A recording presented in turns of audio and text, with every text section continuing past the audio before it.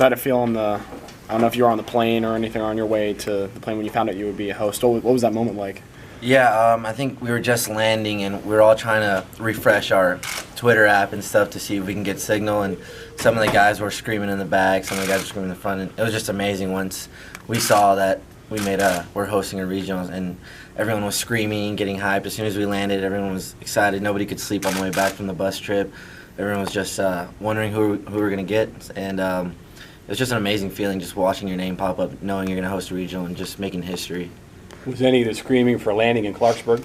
Yes, for sure. Yeah, that hour and 30-minute bus trip from Pitt gets a little boring sometimes, especially when you've been doing it forever. But yeah, it was amazing. It was only 45 minutes. We got back around 11, and nobody could really sleep. Everyone was just texting each other, just wondering who we're going to get, and it was just an amazing thing. Can you put in words what you're being a part of right now? It's kind of tough to, just because it's history in the making, you know. It's just, you're just taking it in day by day and just realizing what you guys have accomplished, what we've done. And it's just kind of enjoying it, you know. You step back, now that Big 12's over, you step back and you realize what you've done over the course of the season. And it's just something that you take in and you just admire. And you learn from the mistakes that you've made, and then you just keep going because baseball's not over yet. Have you really had a chance to think about it? I mean, what John just asked? Yeah. Everyone talks. Everyone, you know, we have a group chat with the team, and we know what we have to work on and what we have to keep getting better at. And we just keep telling ourselves, just keep grinding out. It's baseball. You're not going to win every single one of them. Just keep improving, keep your head up, and just keep grinding it out. If you got to take extra swings, go take extra swings. Just stuff like that. It's just the little things when it comes to these kind of games. Is it easier to go into this thing number 15 than number 1? Yeah, but you can't really overlook any team. This is where the top teams come in, and anybody can win at this point. It's just, like I said, it's just the little things, getting the bunts down, getting the pick plays, no errors, stuff like that. So you can't really look at it being the first seed, second, or third. You know, everyone's really good, and they're going to play their best baseball. What about getting Texas A&M to Morgantown? Oh, that's awesome. I mean, being a Texas native, that's actually really cool. I have some buddies there, so I can see them. I haven't played against them since high school, so it's been a while. But that's actually really awesome. What do you think of that ball chant that they do, and you think you'll see a whole lot of that in Morgantown? I don't know. I mean, we'll see if they get a good crowd coming up here. We'll see in a couple of days. But that ball chant's really, really amazing. It gets in pitchers' domes. But, yeah, we'll see. Are you familiar with the other two teams that are in the region as well? I'm not that familiar with them, but I'm sure they're going to be really good. Going to be a tough team to beat. But we just got to play our best baseball and just keep coming out with the energy that we have. How much easier did it make the transition from losing yesterday but having the excitement of hosting the regional and switch gears kind of right away? Yeah, it was kind of a bummer losing that just because we had the lead and stuff, and it would have been awesome to bring back a ring and a trophy for the Morgantown, but it's still amazing, you know. We were learning from what we did, the mistakes that we did, and just knowing that we're hosting a regional, you have to flip the switch, you know. You have to come back out stronger than ever, more energy, and just lock it up. This one's a little different than your first one 2 years ago because the level of expectations are a little bit higher for you than they were the first time. Talk about that and handling that. Yeah, the first time, I guess we didn't really know if we were going to be in or not. We were kind of hoping we were, and when our name popped up, it was just the same excitement, maybe even more just because we snuck in there. But it's amazing. I mean, the level of expectation this year was definitely higher than ever before, just because of the talent that we had and the grinders that we really have. Everyone always wants to play. Everyone, even on the bench, they want to come out and they want to play. And I think that's what really helped us this year is that guys that didn't really play much found out what their roles were, and whenever they were called upon, they came in clutch for us. And I think that's what helped us win a lot of ball games this year. This is where pitching depth matters. Did you realize you had as many guys that could go as the Big 12 tournament? There were some guys that surprised all of us. I mean, like Zach Ottinger and Berg. I mean, that was amazing, one hitting Texas Tech. But no, we have guys left and right that can come and do it, and it's just about them stepping up and just keeping their emotions under control. It's normally what it is, what it comes down to, and that's where the old veteran guys come in and step in and just help them relax and breathe a little bit and just tell them just enjoy the game. You know, it's still baseball. You know, you still got to go out there, throw strikes, and have fun. So it'll be fun watching all these guys come out and pitch again for us. how much of a challenge do you think that will be for all of you when this place will probably have more people than it's ever had? Oh, it's definitely going to be a little tough watching the crowd come in, and hopefully they open up the berms and stuff. But it's definitely going to be tough, especially in an environment like that. In a regional, the environment's crazy. It's always up a notch, and it keeps going higher and higher the more games you're in. But it's just breathing, doing what we do best, and just calming everyone down and sticking with each other. You have an advantage, though. You know all the nooks and crannies of that ballpark that these other guys don't, and there are some in this ballpark. Yeah, there's definitely some in this ballpark, and we get to play in it almost every day, so we know what goes on the field, and that could be to our advantage. And all we have to do is just play Mountaineer baseball, just like we've been doing all season. But you've been throwing guys out at a pretty high rate all year, and probably most of your career. But this team that you play on steals a lot of bases. What does that speed do for you? I mean, it's something that a lot of teams don't have. It's amazing. We play aggressive, so any chance we get to steal a free bag, always turns into a run, you know. So for the guys that come in off the bench to come in and pinch run and they steal bags for us, just like Austin Davis, it's amazing. That guy's hungry for the next base, so puts pressure on the defense. Even just a routine ground ball, they might sail it, they might make an error, they might boot it. So anything like that comes into play in the regional, and next thing you know, you could win a ball game because of that.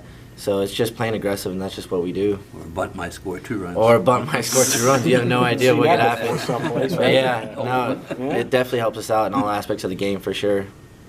Thinking back to the 2 freshmen on Saturday, did they shake you off much, or did they just rely on what you guys were calling? No, I mean, I'd look over the dugout, Mays would give me a pitch, and I'd throw it down, and they were ready to go.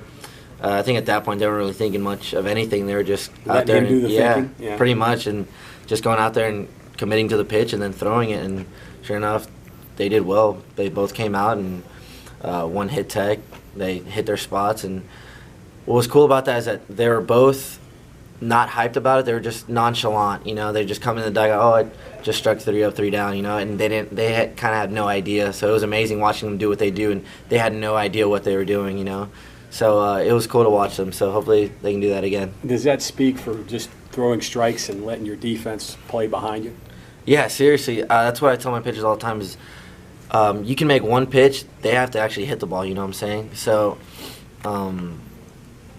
all you have to do is go up there, fill it up, and let the hitters get themselves out. That's all it is. And that's all I preach over and over again, because you can throw a no-hitter with just pitching to contact, you know? You don't have to strike everybody out. So that's all I tell them is just throw strikes, fill it up. If they're going to beat you, then let them beat you. Don't walk the house. Don't do anything like that. So, yeah. See, the problems you had this weekend were walks. Yeah, we had a decent amount of walks, something that we'll definitely fix and work on. But, no, that's what I tell the pitchers all the time is that if you're going to lose, make sure they beat you. Don't lose with yourself, you know what I'm saying? So, yeah. As a guy that's caught Alec, how amazed are you at the progress he made from one year to the next? It's incredible what that guy did over summer. He found a pitch, he found his slider, and his work ethic just leveled it up a notch, and it just kept going from there. And the stuff that he's done this year is absolutely incredible. Just catching him and working with him and knowing what he wants to do and how he does it, and just the level of play that he, I guess, rose to it's just incredible. He's been a big factor for this WVU baseball team as a leader on and off the field. Every Friday game, you're going into that game knowing you're going to win the ball game just because that guy's going to go 8 or 9 innings with maybe 1 run scored or a couple hits, you know. So it really helps us out there as the offense that every single time we come in, he's like, hey, just give me a run, just give me 2 runs, and we'll win this ball game. So just for us to just come in, get some runs for him, and then let him do his thing is just amazing. You'd rather catch him than hit him, huh? Oh, definitely. I'd rather catch him than hit him, yeah. Facing him in the fall was not fun. Except for your palm of your hand, right? Yeah, no. Definitely had to learn to catch it in the pocket more because this stuff's gross. You never know what it's going to do. It could two-seam a whole foot or it can just cut on you at 96, so you have no idea. But it's amazing, man, catching that guy. And the way he plays with his emotions is just incredible. It fires everyone up in the dugout. You know, along those lines, this is the number of guys that Maisie has that hit 90 on the gun. It's got to be more than probably you've had since you've been here, right? Yeah, the velos jumped out of nowhere throughout the season. There was guys 88, 90, and then out of nowhere we had MJ, Madison Jeffrey, hit 96, 97 out of nowhere, and we're like, wow, that's amazing. But no, these guys, just like I said, they're workhorses. They try and get better every day. Whenever we get to the ballpark, they try to figure out how they can get better. So they ask questions. They ask the coaching staff what can they do to get better, or what can they do to make this pitch better. And the hitters are always at early work, always getting extra swings in, always working on their craft and everything. And it's just amazing watching all these guys develop really quickly over this year, just because they're hungry. Just they want to play, they want to make history, and that's what we're doing now. What was it like for you during the Big 12 tournament as a senior, knowing that you could have played your final game here at the ballpark, but you were still in contention, to host a regional? Yeah, I mean, it's something that I didn't really want to think about, just because you don't want that in your head as you're going through an AB or a game.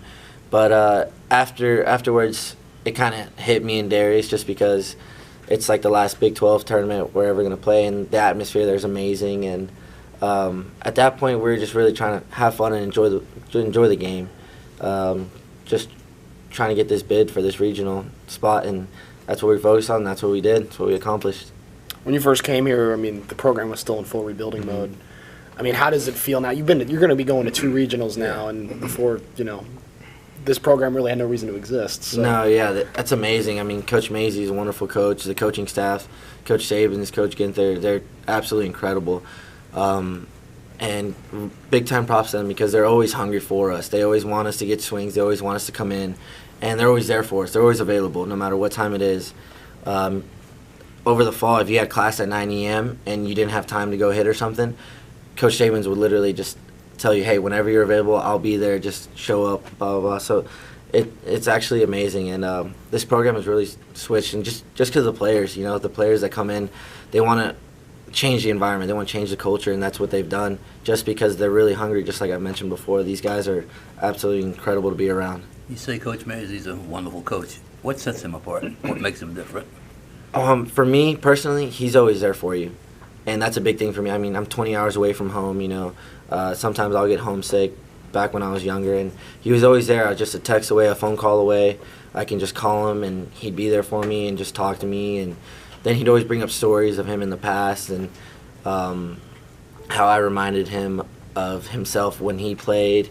And it's just an amazing to have that you can just pull out your phone in your pocket, call somebody, and you can just talk it out. Or even if it was just to have just a conversation, just how you doing, he's always there for you. So it's amazing to have that.